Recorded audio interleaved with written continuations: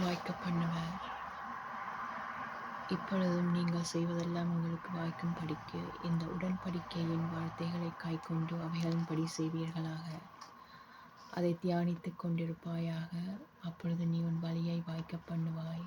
அப்பொழுது புத்திமானாயும் நடந்து கொள்வாய்.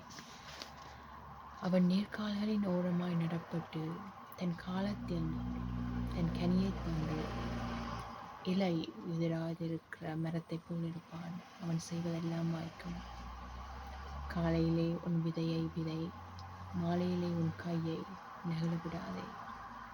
அதுவோ இதுவோ இது வாய்க்கும் என்றும் இரண்டும் சரியாய் பயன்படுமோ என்றும் நீ அறியாயே.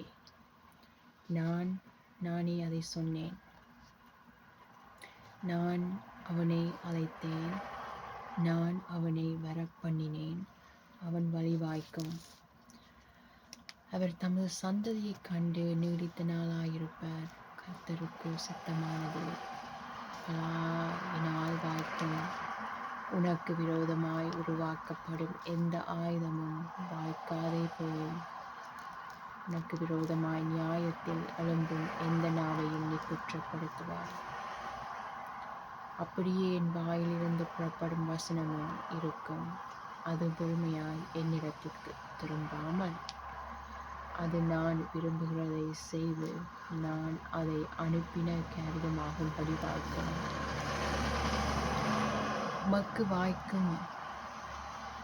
கர்த்தர் அதை ராஜாவின் கையில் ஒப்புக் கொடுப்பார் என்றார்கள். அவர் கர்த்தரை தேடின நாட்களில் தேவன் அவன் காரியங்களை வாய்க்க செய்தார்.